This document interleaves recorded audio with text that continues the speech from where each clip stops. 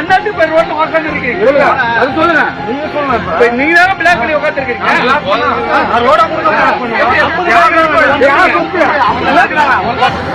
இது தர்மபுரியில நடந்த ஒரு சம்பவம். அந்த ரெண்டு முதியவர்கள் ஒரு கைத்து கட்டல நடு ரோட்ல போட்டு உட்கார்ந்துருக்காங்கல்ல, சாலை மறியல் பண்ணி. இந்த முதிய தம்பதியினர் இந்த ஒரு சாலை மறியலை எதுக்காக பண்றாங்க? அரசாங்கத்துக்கு எதிராவா அப்படின்னு கேட்டீங்கன்னா கிடையாது. அவங்க பெத்து வளர்த்த மகனுக்கு எதிராக. என்னங்க சொல்றிய அப்படின்னு தானே யோசிக்கிறிய? அதாங்க உண்மை. அதாவது இவங்க பெத்து வளர்த்த மகன் இவங்கள்ட்ட இருந்து இவங்க சொத்து மொத்தத்தையும் எழுதி வாங்கிட்டு நடு ரோட்ல விட்டான். அதனால அரசாங்கத்துக்கிட்ட அவங்க ஒரு கோரிக்கை வைக்கிறாங்க, அவன்கிட்ட இருந்து நிவாரணம் வாங்கி கொடுங்க அப்படின்னு. எங்களை நடு ரோட்ல விட்டேன் அப்படின்னு நடு ரோட்ல கைத்து கட்டல போட்டு உட்கார்ந்துருக்காங்க. இது தனிப்பட்ட பிரச்சனை, இது ஒரு குடும்ப பிரச்சனை. அவங்க பெத்து வளர்த்த மகனே அவங்களை ஏமாத்திட்டு சொத்தப்புறம் ஆட்டையை போட்டு போயிருக்கேன். இதுக்காக போய் கைத்து கட்டல கொண்டாந்து நடு ரோட்ல போட்டு பொதுமக்களுக்கு வந்து இடையூறு ஏற்படுத்துற விதமா அந்த சாலையில வந்து மறியல் ஏற்படுத்துறது எந்த விதத்துல நியாயம் அப்படின்னு நீங்க நினைக்கிறதெல்லாம் கரெக்ட் தான். ஆனா அவங்களுக்கு என்ன பண்றதுன்னு தெரியல. இதை யார்கிட்ட போய் முறையிடுறதுன்னு தெரியல, யார்கிட்ட போய் கேட்டா இதுக்கு ஒரு தீர்வு கிடைக்கும் தெரியல. அதனால அவங்க பாத்தீங்கன்னா எங்க மகன் எங்களை நடு ரோட்ல விட்டேன் அப்படின்றத தெரியப்படுத்துற விதமா நடு ரோட்லயே கைத்து கட்டல போட்டு உட்கார்ந்துருக்காங்க இந்த ரெண்டு பேரும். ஒரு கட்டத்துல சாலையில பெருசா போக்குவரத்து பாதிக்கப்படுது. அதுக்கப்புறம் போலீஸ் வந்து அவங்களை எந்திரிச்சு போங்கன்னு சொல்றாங்க. அவங்க எந்திரிச்சு போக மாட்டாங்க. அப்படியே கைத்து கட்டலோடய தூக்கிட்டு வந்துடுறாங்க. அச்சா அந்த இடத்துல போக்குவரத்து போலீஸ் கிளியர் பண்ணிடுறாங்க. அங்க போக்குவரத்து கிளியர் ஆயிருச்சு. ஆனா அந்த முதியவர்களுக்கு அவங்களோட மயனால ஏற்பட்ட அந்த பிரச்சனை கிளியர் ஆச்சா அப்படின்னு கேட்டா இல்ல. முடிஞ்ச அளவு சம்பந்தப்பட்ட அதிகாரிகள் இதுல தலையிட்டு இந்த முதியவர்களுக்கு அவங்களோட கடைசி காலத்தை அவங்க நிம்மதியா வாழ்றதுக்காண்டி அவங்க மயன்ட்ட இருந்து ஒரு போதிய நிவாரணத்தை வாங்கி கொடுக்கணும் அப்படின்றதுக்காண்டி தான் இந்த ஒரு வீடியோவை போட்டிருக்கேன். முடிஞ்ச அளவு ஷேர் பண்ணுங்க, ஏதாவது அவங்களுக்கு நல்லது நடக்குதான்னு பாப்போம். ஆனா பாருங்க,